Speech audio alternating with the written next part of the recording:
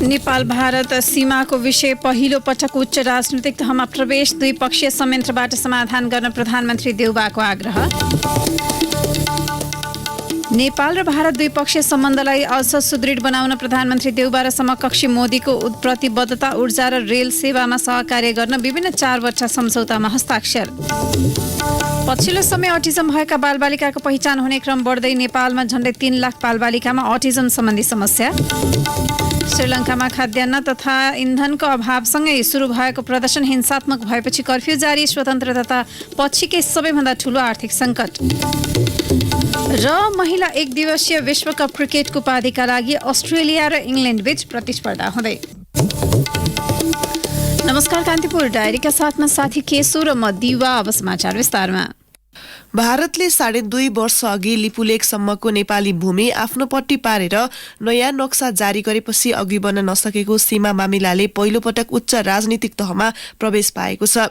हिजो प्रधानमन्त्री शेरबहादुर देउवाले समकक्षी नरेन्द्र मोदीसँग यो विषय उठाउनु भएको हो। यस विषयमा भारतीय विदेश मन्त्रालयले समेत सकारात्मक प्रतिक्रिया दिएको छ।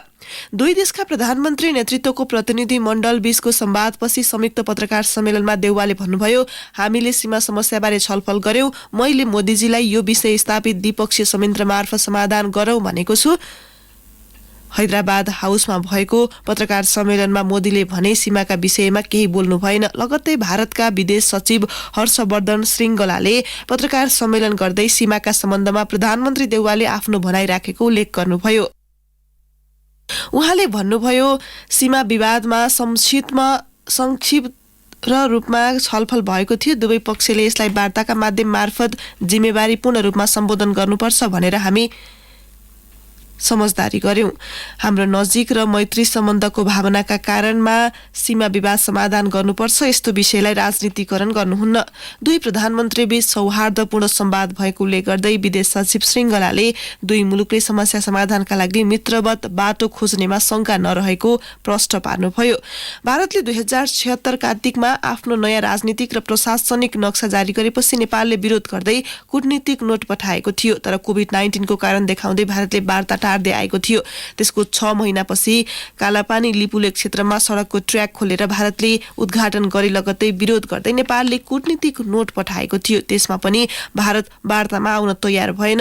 त्यसपछि नेपालले 2077 जेठ 7 मा लिम्पियाधुरासम्मको भूभाग समेटेर चुच्चे नक्सा जारी गर्यो। त्यसले भारत चिडियो। दुई मुलुकबीच सीमा विवादलाई लिएर संवाद गर्ने वातावरण पनि बनेको थिएन।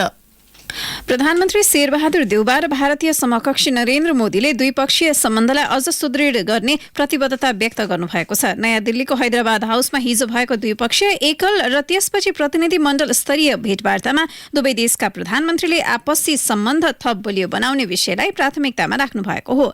उहाँहरू बीच करिब 1 घण्टा द्विपक्षीय संवाद भएको थियो। संवादमा दुवै नेताले दुई मुलुक बीचको सम्बन्धलाई उच्च प्राथमिकतामा राख्ने बताएको बैठकमा सहभागी एक प्रतिनिधिले जानकारी दिए। पछि भारतीय विदेश मन्त्रालयद्वारा जारी संयुक्त वक्तव्यमा दुवै नेताले दुई देश बीचको भूगोल, इतिहास, संस्कृति, वाणिज्य र जनस्तरको सम्बन्धलाई अझ गहिरो बनाउने प्रतिबद्धता व्यक्त गरेको उल्लेख छ। बैठकपछिको संयुक्त पत्रकार सम्मेलनमा प्रधानमन्त्री देउबाले नेपाल भारतको पुरानो सम्बन्धबारे चर्चा गर्नुभयो। उहाँले मोदीलाई कोभिड महामारीका बेला भारतले गरेको सहयोगका लागि धन्यवाद दिनुभयो। उहाँले सन् 2014 मा मोदीको नेपाल भ्रमणले दुई देश बीचको सम्बन्धलाई थप उचाइमा पुर्याएको चर्चा गर्दै उच्च स्तरीय भ्रमण आदान प्रदानका लागि आफूहरू सहमत भएको बताउनुभयो। देउबाले भारतीय समकक्षी मोदीलाई नेपाल भ्रमणको निम्तो समेत दिनुभएको छ। उहाँले भन्नुभयो, हामी दुवैजना उच्चस्तरीय भ्रमणलाई निरन्तरता दिन सहमत छौं। प्रधानमन्त्री मोदीजीलाई नेपालमा स्वागत गर्न म प्रतीक्षारत छु। प्रधानमन्त्री देउबाले सीमा संयुक्त चेकपोस्ट निर्माणलाई गति दिन र चाँदनी दोधारामा समेत यस्तो चेकपोस्ट निर्माणका लागि सहयोग गर्न आफूले आग्रह गरेको बताउनुभयो। यस्तै थप हवाई रूट उपलब्ध गराउन पनि आफूले भारतलाई आग्रह गरेको देउबाको भनाइ छ। देउबा र मोदी बीचको भेटमा सन् 1950 को शान्ति तथा मैत्री सम्बन्धी सन्धि तथा अन्य सन्धि सम्झौता पुनरावलोकन, संशोधन वा खारेजीसम्मको प्रक्रियालाई अघि बढाउन गठित प्रबुद्ध व्यक्ति समूह इपिजीले तयार पारेको प्रतिवेदनबारे छलफल भएन। पत्रकार सम्मेलनमा दुवै मुलुकका थाँती रहेका विषयवस्तुमाथि कुराकानी भएको भनिए पनि इपिजीकै विषयमा कुरा भएको वा नभएको प्रश्न पारिएको छैन। प्रधानमन्त्री शेरबहादुर देउवाको भारत भ्रमणका क्रममा नेपाल र भारत बीच ऊर्जा र रेलवे सेवामा सहकार्य गर्न विभिन्न 4वटा सम्झौता भएका छन्। दुई देशका प्रधानमन्त्रीले सोलु कोरिडोरको प्रसारण लाइन र जयनगर कुर्था रेल सेवा लगायत कार्यक्रमको संयुक्त रूपमा उद्घाटन समेत गरेका छन्। थप विवरण सहित नयाँ दिल्ली सहकर्मी राजेश मिश्रको रिपोर्ट। प्रधानमन्त्री शेरबहादुर देउवाको भारत भ्रमणका क्रममा नेपाल र भारत सरकार बीच ऊर्जा र रेलवेमा सहकार्य गर्नेबारे 4वटा सम्झौता भएका छन्। प्रधानमन्त्री शेरबहादुर देउवा र भारतीय समकक्षी नरेन्द्र मोदी बीचको भेटपछि दुवै देशका अधिकारीहरूले सम्झौताको आदान प्रदान गरेका थिए। इन्टरनेशनल सोलर एलायन्समा नेपालको प्रवेश सम्बन्धी समझदारी, भारतीय आयल निगम र नेपाल आयल निगमको बीच पेट्रोलियम पदार्थ आपूर्तिमा सम्झौता भएको छ। भारतीय आयल निगम र नेपाल आयल निगम बीच प्राविधिक सहयोग सम्झौतामा हस्ताक्षर भएको छ। यस्तै सीमा पार रेल सम्बन्धी प्राविधिक सहयोग सम्बन्धी समझदारी पत्रमा समेत हस्ताक्षर भएको छ। प्रधानमन्त्री शेरबहादुर देउवाले भारत समक्ष थप 3वटा हवाई रुट उपलब्ध गराउन माग गर्नुभएको छ। भारतीय प्रधानमन्त्री नरेन्द्र मोदीसँग द्विपक्षीय वार्तापछि आयोजित संयुक्त पत्रकार सम्मेलनमा प्रधानमन्त्री देउवाले भैरवा स्थित अन्तर्राष्ट्रिय विमानस्थल सञ्चालनको विषयमा समेत आफूहरूबीच कुराकानी भएको बताउनु भयो। यसैबीच प्रधानमन्त्री देउवा र भारतीय प्रधानमन्त्री नरेन्द्र मोदीले सोलु कोरिडोरको प्रसारण लाइन र जयनगर कुर्था रेल सेवाको संयुक्त रूपमा उद्घाटन गर्नुभएको छ। नयाँ दिल्ली स्थित हैदराबाद हाउसमा आयोजित कार्यक्रममा प्रधानमन्त्री देउवा र भारतीय समकक्षी मोदीले 132 केबीको 90 किलोमिटर लामो सोलु कोरिडोर प्रसारण लाइनको उद्घाटन गर्नुभएको हो। सोलु कोरिडोर विद्युत प्रसारण लाइन सोलुखुम्बुमा उत्पादित जलविद्युतलाई राष्ट्रिय प्रसारण लाइनमा जोड्न भारतको निर्यात आयात बैंकको सहुलियतपूर्ण ऋण सहयोगमा बनाइएको हो। सिराहाको मिर्चयादेखि सोलुखुम्बुको तिनला स्थित सब स्टेसनसम्म 302वटा टावर सहित सोलु कोरिडोर 132 केबी प्रसारण लाइन निर्माण भएको हो। त्यस्तै जनकपुर जयनगर रेल सेवा उद्घाटन भएको छ। नयाँ दिल्ली स्थित हैदराबाद हाउसबाट आज देउवा र मोदीले हरियो झण्डा देखाएपछि जयनगरबाट कुर्थाका लागि नेपाली रेल कुदेको हो। उद्घाटनसँगै रेल नियमित रूपमा चल्ने भएको छ। अनलाइन प्रविधिबाट रेलको टिकट उपलब्ध गराउने व्यवस्था गरिएको छ। भोलिदेखि बिहान र दिउँसो 2 पटक यात्रु लिएर जयनगर कुर्था खण्डमा रेल चल्नेछ। यस्तै दुई देशका प्रधानमन्त्रीले भारत सरकारले चलनमा ल्याएको रुपे डिजिटल कार्ड नेपालमा प्रयोग शुभारम्भ समेत गरे। भिसा र मास्टर कार्ड जस्तै उक्त कार्ड भारतको बैंकहरूले चलाउन थालेका छन्। अब त्यस कार्डलाई नेपालको बैंकसँग जोडेर नेपालमा पनि भुक्तानीको सुविधा पाइनेछ। रेडियो कान्तिपुरका लागि राजेश मिश्र, नयाँ दिल्ली, भारत। नेपाल र भारत बीच बंगलादेश र भुटानसँग ऊर्जा सहकार्य गर्ने सहमति भएको छ। प्रधानमन्त्री शेरबहादुर देउवा र भारतीय प्रधानमन्त्री नरेन्द्र मोदी बीच दिल्लीमा भएको वार्तामा दक्षिण एसियाली क्षेत्रीय सहयोग संगठन सार्क उपक्षेत्रीय ढाँचामा ऊर्जा सहकार्य गर्ने सहमति भएको हो।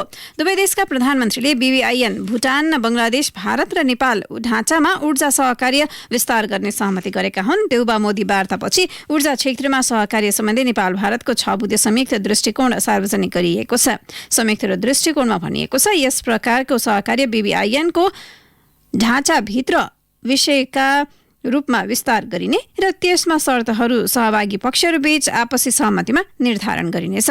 काठमाडौँमा 2071 मा भएको सार्क शिखर सम्मेलनमा BBIN उपक्षेत्रीय संरचनामा मोटर भेहिकल एग्रिमेन्ट भएको थियो। सो सम्झौतालाई नेपाल, बंगलादेश र भुटानको संसदले अनुमोदन गरे पनि भुटान वातावरण सहितको विषय उठाउँदै त्यसबाट पछि हटेको थियो। कान्तिपुर डायरीमा अब ब्रेकको पालो। कान्तिपुर डायरीमा अब बाँकी प्रसङ्ग। भारत भ्रमणमा रहेका प्रधानमन्त्री शेरबहादुर देउवाले समकक्षी नरेन्द्र मोदीसँग बहुप्रतीक्षित पञ्चेश्वर बहुउद्देश्य परियोजनाको विषय उठाउनु भएको छ। हिजो देउवासँगको भेटपछि मोदीले पनि पञ्चेश्वर परियोजना दुवै देशका लागि उत्तिकै महत्त्वपूर्ण हुने र यसलाई द्रुत गतिमा अघि बढाउनु पर्ने बताउनुभयो। मोदीले भन्नुभयो ऊर्जा सहकार्यमा हाम्रो दृष्टिकोण आपसी सहयोगको ब्लुप्रिन्ट साबित हुनेछ। हामीले पञ्चेश्वर परियोजनामा तीव्र गतिले अघि बढ्ने र त्यसको महत्त्वमा जोड दिएका छौँ। यो परियोजना ऊर्जा क्षेत्रको विकासका लागि एक गेम चेन्जर सिद्ध हुनेछ। नेपाल र भारतका प्रधानमन्त्री एक अर्काको देशको भ्रमणमा जाँदा हरेक पटक पञ्चेश्वरको विषय उठाइन्छ। 7 वर्ष अघि पहिलो पटक नेपाल भ्रमणमा आउँदा मोदीले संसदमा बोल्दै पञ्चेश्वर 5 वर्षभित्र सम्पन्न हुने बताउनु भएको थियो। मोदीको यो बाचा पूरा हुनु त टाढाको कुरा, पञ्चेश्वरको विस्तृत परियोजना प्रतिवेदन DPR समेत हालसम्म स्वीकृत भइसकेको छैन। ऊर्जा, जलस्रोत तथा सिंचाई मन्त्रालयका अनुसार नेपाल र भारत बीच पञ्चेश्वरको DPR सहित 126 वटा विषयमा अझै विमति कायम छ। जयनगर जनकपुर कुर्था खण्डमा करिब 8 वर्षपछि रेल चलेको छ। भारतको नयाँ दिल्ली स्थित हैदराबाद हाउसमा नेपालका प्रधानमन्त्री शेरबहादुर देउबा र भारतीय समकक्षी नरेन्द्र मोदीले हरियो झण्डा हल्लाएपछि जयनगरबाट नेपाली रेल धनुषाको कुर्थाका लागि प्रस्थान गरेको थियो। दुवै प्रधानमन्त्रीले भर्चुअल उद्घाटन गरे लगत्तै जनकपुर जयनगरको रेलवे स्टेशनमा स्थानीय को उत्साह देखिन्थ्यो। न्यारो गेजमा यही रुटमा चलिरहेको पुरानो रेल बन्द भएपछि भारतको सहयोगमा ब्रोड गेज लिग निर्माण भएको थियो। त्यही लिगमा चलाउन नेपाल सरकारले 2 सेट डेमो रेल खरिद गरेको थियो। उद्घाटनको लामो प्रतीक्षापछि अन्त्य गर्दै मध्याह्न रेल गुड्दा सबैजसो प्लेटफर्म र स्टेशनमा रेलमा फूलमाला छर्केर स्थानीयले स्वागत गरे। दुवै रेल एउटैमा जोडिएकाले फूलमाला र सजावटले भव्य र आकर्षक देखिन्थ्यो। जयनगरबाट हिँडेको रेलमा नेपाल र भारतका उच्च अधिकारी चढेका थिए। जनकपुर पुगेपछि रेलमा भौतिक पूर्वाधार तथा यातायात मन्त्री रेणु यादव र मध्य प्रदेशका मुख्यमन्त्री लालबाबु राउत पनि चढेर कुर्था पुगेर फेरि जनकपुर फर्कनुभयो। भारतीय व्यवसाय प्रीतम कुमारका अनुसार रेल चल्न थालेपछि जनकपुर जयनगरवासी पनि खुसी भएका छन्। भारतको ठूलो जक्सन जयनगरदेखि नेपालको पूर्व पश्चिम राजमार्गको बर्दिवासमा जोडिएको ब्रोड गेज रेलवे अन्तर्गत रेलको हाल जयनगरदेखि कुर्थासम्म यात्रु ओसार्नेछ। अनलाइन प्रविधिबाट रेलको टिकट उपलब्ध गराउने व्यवस्था गरिएको छ। टिकटमा QR कोड हुनेछ। रेलमा यात्रा गर्ने यात्रुको टिकट अनलाइनबाटै जाँच गर्ने उपकरण टिटीलाई उपलब्ध गराइएको छ। आजदेखि रेल बिहान र दिउँसो 2 पटक यात्रु लिएर जयनगर कुर्था खण्डमा चल्नेछ। जनकपुर जयनगर 70 र कुर्था जयनगर 90 रुपैयाँ भाडा कायम गरिएको छ। एसी बोगीमा भने जनकपुर जयनगर 350 र कुर्था जयनगर 450 रुपैयाँ भाडा तथा तय गरिएको छ। रेल चलाउन 26 जना भारतीय प्राविधिक कर्मचारी आइसकेका छन्। पहिलो चरणमा 59 नेपाली कर्मचारी राखिएको नेपाल रेलवे कम्पनीका महाप्रबन्धक निरञ्जन झाले बताउनुभयो। कान्तिपुर डायरीमा अब कान्तिपुर सविस्तार। कान्तिपुर सविस्तार। विश्वमा पछिल्लो समय अटिजम भएका बालबालिकाको पहिचान हुने क्रम बढेको अध्ययनले देखाएको छ। विश्व स्वास्थ्य संगठनको पछिल्लो तथ्याङ्कले विश्वमा 100 बालबालिका मध्ये 1 जनामा अटिजम छ। यसअघि 54 जना बालबालिका मध्ये 1 जनामा अटिजमको समस्या रहेको पाइएको थियो। विज्ञहरूले पछिल्लो समय अटिजम भन्दा पनि यसको पहिचान हुने क्रम बढ्दो रहेको बताएका छन्। संसारमा अटिजम र अटेन्सन डेफिसिट हाइपर एक्टिभ सिन्ड्रोमका बालबालिकाको संख्याको पहिचान बढ्दो छ। बालबच्चा आफ्नै सुरमा रमाउने, मानव अन्तर्क्रियामा पटक्कै चासो नदेखाउने र आफ्नै ध्यान नगरिरहेको गतिविधिमा जो कोहीले बाधा अडचन पुर्याउँदा आक्रामक रूपमा प्रस्तुत हुने, कहिलेकाहीँ जबरजस्ती प्रतिकार गर्ने गर्छन्। नेपालमा करिब 3 लाख बालबालिकामा अटिजम सम्बन्धी कुनै न कुनै समस्या देखिएको अटिजम केयर नेपाल सोसाइटीले जनाएको छ। नेपालमा अटिजम भएका बालबालिकाको अवस्था के छ त? कान्ति बाल अस्पतालका बाल मनोचिकित्सा विभाग प्रमुख डाक्टर अरुण राज कुमार। अब सारा संसारमा जस्तै अटिजम नेपालमा नि छ भनेर बुझ्नु पर्यो। पूर्ण तथ्याङ्क कति छ भन्ने चाहिँ छैन। पहिला जस्तो नेपालमा हामी डायग्नोसिस गर्दै थियौँ नि अटिजम भनेर। अहिले रिसेन्ट टाइममा हामी डायग्नोस गरिरहेछौँ। अहिले चाहिँ नि बढ्दो क्रम भन्दा नि अटिजम चाहिँ नि बढी पहिचान भइरहेछ भनेर बुझ्नु पर्यो। कान्ति हस्पिटलमा बाल मानसिकमा र मेरो प्राइभेट प्र्याक्टिसमा गरेर दिनमा केही नभने 5-7 जना हामीले चाहिँ नयाँ अटिजम बच्चाहरू हेर्छ। त्यही कुरा चाहिँ नि आजको 5-7 वर्षमा दिनमा एउटा दुईटा हुन्छ। हेर्दाखेरि क्रमिक रूपले बढेको जस्तो देखिन्छ। तर आई थिङ्क यो जुन अवेरनेस बढाएको छ नि, मान्छेलाई अटिजम भनेको के हो, टाइममा बच्चा बोलेन, अरूसँग घुलमेल गर्दैन, त्यस्तो भयो भने चाहिँ मान्छेले अब चाहिँ जाँच समयमा गर्नुपर्छ, के हो भनेर पत्ता लगाउनुपर्छ। अटिजम बालबालिकामा देखा पर्ने रोग नभएर एउटा विशेष अवस्था भन्ने चेतना समाजमा पुर्याउन आवश्यक रहेको अटिजम केयर नेपाल सोसाइटीका अध्यक्ष सुरेन्द्र बच्चाचार्यले बताए। बाल अवस्थामा मानिसमा विकास हुने अटिजम कुनै रोग होइन, यो त केवल हालसम्म प्रष्ट रूपमा बुझ्न नसकिएको कारणबाट स्नायु प्रणालीको विकासको क्रममा दिमागको सन्तुलित विकास हुन नसक्दाको अवस्था हो। नेपालमा अटिजम भएका बालबालिकाको सिकाइमा सहयोग गरिरहेको अटिजम केयर नेपाल सोसाइटीले बालबालिकालाई विभिन्न थेरापीको माध्यमबाट अवस्थामा सुधारको प्रयास गरिरहेको छ। अध्यक्ष बज्राचार्य: हामीले अटिजम भएका बालबालिकाहरूलाई पहिचान गर्नेदेखि लिएर सम्पूर्ण सेवा सुविधाहरू प्रदान गर्दै आइरहेका छौँ होइन। यही क्रममा भन्नुपर्दाखेरि चाहिँ अब हामी पहिला सुरुमा अटिजम रिक्रुट गर्छौँ। त्यो रिक्रुट पछाडि चाहिँ हामी अटिजम भएको बालबालिकालाई फङ्सन एसेसमेन्ट गर्छौँ। त्यो भनेको बच्चाको चाहिँ हामी क्रियाशीलता मापन गर्छौँ। त्यस पछाडि हामी बच्चाको चाहिँ के आवश्यकता छ त्यो अनुसार चाहिँ हामी यो इन्डिभिजुअल एजुकेसन प्लान भन्छौँ। त्यो बनाइसकेपछि हामी बच्चाहरूको चाहिँ विभिन्न थेरापी इन्टरभेन्सन गरेर चाहिँ चाहिँ जसरी चाहिँ अब स्पिच थेरापी हुन सक्छ होला, म्युजिक थेरापी हुन सक्छ होला, अकुपेसन थेरापी हुन सक्छ होला। अभिभावक र बालबालिका तालिम प्रोभाइड गर्छौँ, जुन चाहिँ बालबालिकाहरूलाई चाहिँ कसरी एक्टिभ गर्ने र कसरी हेरविचार गर्ने भन्ने विषयवस्तुमा हुन्छ। र यो सँगसँगै चाहिँ हामीले विभिन्न किसिमको चाहिँ कन्टिन्यू रूपमा चाहिँ उनीहरूलाई चाहिँ सेवा प्रदान गरिरहेका छौँ। स्कुल पनि छ, हाम्रो भोकेसनल ट्रेनिङ पनि छ, यसरी हामी सेवा प्रदान गरिरहेका छौँ। चाँडै पहिचान भएको खण्डमा अटिजम भएका बालबालिकाको अवस्थामा सुधार सहित जीवनयापनमा सहयोग गर्न सकिने डाक्टर कुँवरको भनाइ छ। अटिजम भएको पहिचान कसरी गर्ने त? पुनः डाक्टर कुँवर। हरेक अभिभावकले आफ्नो बालबालिकाको विकास कस्तो हुन्छ भनेर बुझ्नु पर्यो हैन। यदि कोही बच्चाले समयमै बोल्नु पर्ने या अरू मान्छेसँग घुलमिल गर्ने तरिका राम्रो छैन भने किनभने बाआमाले के मेरो बच्चामा पनि अटिजम छ भनेर सोच्नु पर्यो। अनि उहाँको दायित्व भनेको समयमा नै यस्तो समस्या भयो भने यसलाई कसरी पहिचान गर्ने र यसलाई कसरी मद्दत पुर्याउन सकिन्छ भनेर बुझ्नु पर्यो। अटिजम भएका बालबालिकासँगको संवाद सहजता जीवनलाई सकेसम्म एकाग्र तथा संयम बनाउन विभिन्न थेरापीको सहयोग लिने गरेको म्युजिक थेरापिस्ट अमृत गन्धारीको भनाइ छ। त्यसमध्ये एक म्युजिक थेरापी हो। संगीतको प्रयोग गरेर गरिने ध्यान योग जसरी नै अटिजम भएका बालबालिकालाई पनि दिइरहेको गन्धारीको भनाइ छ। हाम्रो सिकाउने प्रोसेस चाहिँ हैन, हाम्रो चाहिँ थेरापी प्रोसेस हुन्छ। म्युजिक थेरापी चाहिँ उनीहरूको आवश्यकताहरूलाई चाहिँ हाम्रो म्युजिकको माध्यमबाट चाहिँ कसरी चाहिँ सहज बनाउन सकिन्छ, त्यो उनीहरूको आवश्यकताहरू झन्झन बढ्दै नजाओस् भनेर त्यसलाई चाहिँ सामान्य लाइफमा कसरी ल्याउन सकिन्छ। जस्तै अब कम्युनिकेसन गर्न, सोसलका कुराहरूलाई चाहिँ म्युजिकको माध्यमबाट कसरी चाहिँ हामीले उनीहरूलाई चाहिँ ब्यालेन्समा ल्याउन सकिन्छ र उनको आवश्यकता निड्सलाई चाहिँ कसरी पुरा गर्न सकिन्छ भनेर चाहिँ म्युजिक क्योर गर्ने होइन कि हिल गर्ने, त्यसलाई चाहिँ म्युजिक थेरापी भनिन्छ। अटिजम यही कारणले हुन्छ भन्ने यकिन तथ्य विज्ञहरूसँग नै नरहे पनि जेनेटिकलाई मुख्य कारण मान्नेहरू बहुमत छन्। यसको उपचार भन्दा पनि शिशु 2 वर्षको हुँदा उसका शारीरिक क्रियाकलाप र सञ्चार बारेमा अवलोकन र निदान नै यसको समस्याको रोकथाम हो। अटिजम भएका बालबालिकाको समस्यालाई रोकथामका निम्ति हालसम्म अभिभावकको मात्रै प्रयास छ। यसका निम्ति सचेत हुन नसकेका अभिभावक र तिनका सन्तानका निम्ति सरकारी स्तरबाटै प्रयास आवश्यक छ। रेडियो कान्तिपुरका लागि दिवा पट्राई। कान्तिपुर सविस्तार।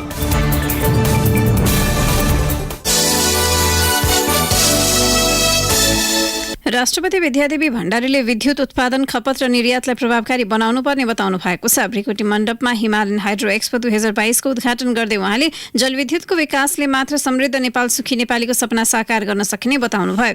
स्वतन्त्र ऊर्जा उत्पादकहरूको संस्था नेपाल इपान र expo and event management services प्रणालीले संयुक्त रूपमा आयोजना गरेको एक्सपोमा तेस्रो संस्करणको एक्सपो 3 दिनसम्म चल्नेछ। कार्यक्रममा राष्ट्रपति भण्डारीले उत्पादित बिजुली कसरी आन्तरिक खपत र निर्यात गर्ने भन्ने अवस्थामा नेपाल पुगेको बताउनुभयो। आयातित बिजुलीका कारण केही वर्षदेखि मात्रै लोडसेडिङबाट मुक्ति पाएको र यसले दीर्घकालीन समाधान बनेको आफ्नै उत्पादन हुनु रहेको उहाँको भनाइ छ। भारत र चीनमा विद्युत व्यापारका लागि प्रसारण लाइन निर्माण सुरु भएको भन्दै उहाँले यसबाट मुलुकमा जलविद्युत क्षेत्रमा लगानीको वातावरण बन्ने विश्वास व्यक्त गर्नुभयो।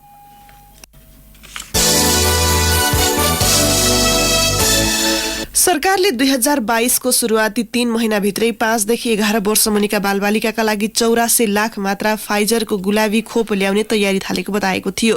निर्धारित समय गुज्रिए पनि खोप ल्याउने त कुरै छाडौं, खोप लगाउन स्वास्थ्य कर्मीलाई तालिम समेत दिएको छैन। एकातिर खोप आउने मिति अनिश्चित छ, अर्कोतर्फ खोप अभियानका लागि तयारी समेत गरिएको छैन।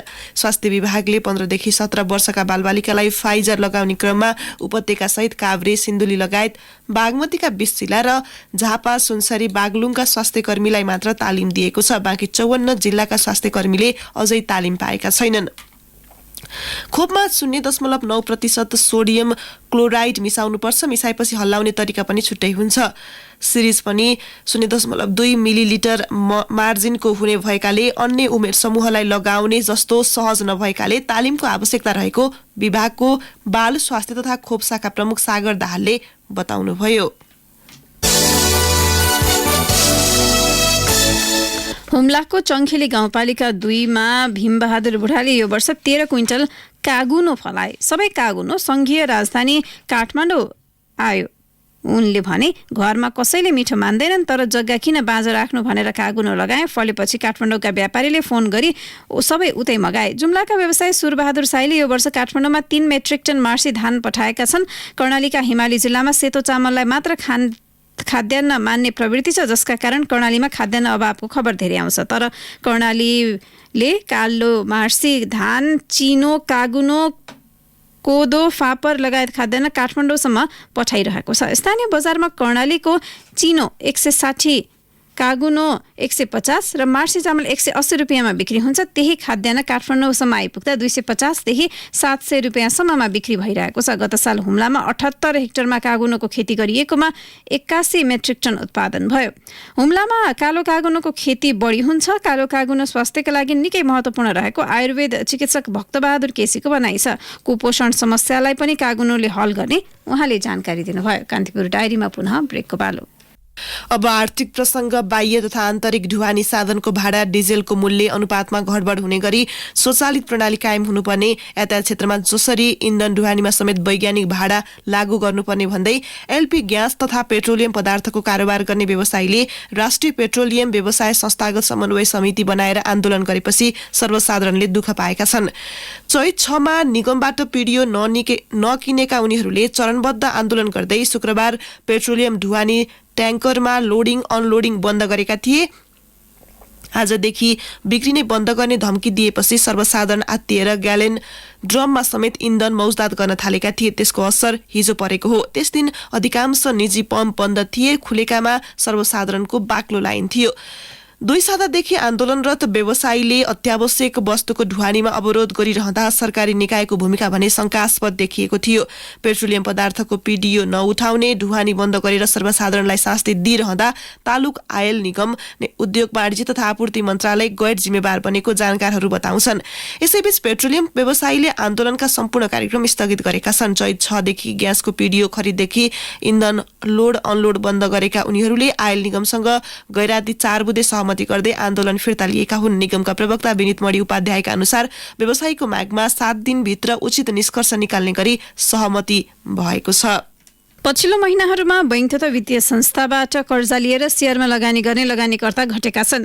तरलता अभावले बैंकको कर्जा प्रवाह क्षमता घटेको, ब्याजदर बढेको, राष्ट्र बैंकको नीतिगत हस्तक्षेप लगायत कारणले लगानीकर्ताको संख्यामा उल्लेख्य कमी आएको जानकार बताउँछन्। यसको प्रत्यक्ष असर शेयर बजारमा पनि परेकाले नेप्से लगातार जसो घटेको उनीहरूको दाबी छ। बीमा कम्पनीहरूको चुक्ता पुँजी वृद्धि, सूचीकृत कम्पनीहरूको वित्तीय विवरणमा सुधार लगायतले पनि बजारमा सकारात्मक प्रभाव देखिनुले यो पुष्टि हुने उनीहरूको भनाइ छ। वित्तीय प्रणाली निरन्तर तरलता अभाव रहिरहेको, मौद्रिक नीतिको दोस्रो त्रैमासिक समीक्षा मार्फत राष्ट्र बैंकले मार्जिन प्रकृतिमा शेयर धितोमा कर्जाको जोखिम भार बढाएको लगायत कारण कर्जा लिएर शेयरमा लगानी गर्ने लगानीकर्ताको संख्या धेरैले घटेको धितोपत्र ब्रोकरहरू बताउँछन्। अब अन्तर्राष्ट्रिय प्रसङ्ग। श्रीलङ्कामा खाद्यान्न तथा इन्धनको अभावसँगै सुरु भएको प्रदर्शन हिंसात्मक भएपछि कर्फ्यू लगाइएको छ। सरकारी अधिकारीहरूले 36 घण्टा अवधिका लागि हिजो कर्फ्यू आदेश जारी गरिएको बताएका छन्। नयाँ निर्णयले राष्ट्रपति गोटाबाया राजपक्ष विरुद्धको प्रदर्शनमा कमी आउने अनुमान अधिकारीहरूको छ। पछिल्लो समय राष्ट्रपति निवास बाहिर हिंसात्मक प्रदर्शन चर्किँदै गएपछि देशभर सङ्कटकाल लागू गरिएको थियो। कोलम्बो स्थित राष्ट्रपतिको निजी निवास बाहिर भएको हिंसात्मक प्रदर्शनका क्रममा ब्यारिकेड तोडिएको थियो भने गाडीहरूमा आगजनी गरिएको थियो।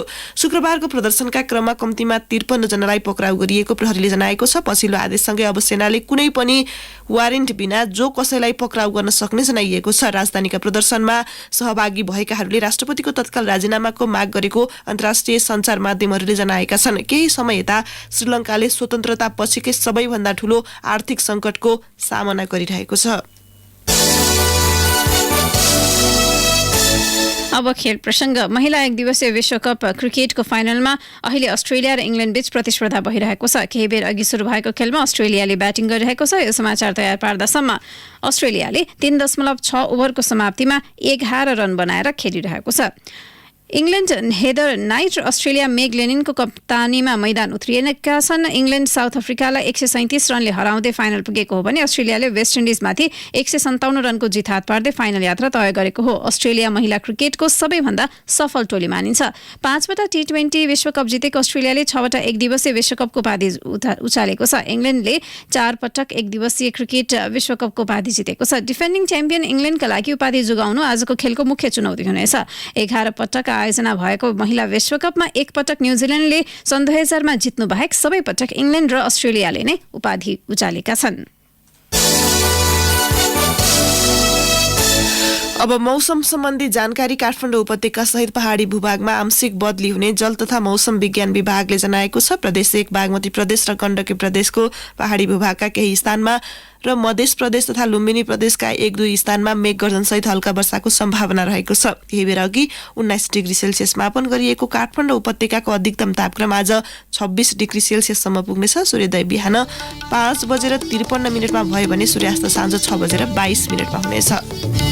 अवस्था यसका साथै कान्तिपुर डायरीको बुलेटिन यही सकिन्छ। साथी केशु र म दिवा बिदा माग्छौँ। नमस्कार।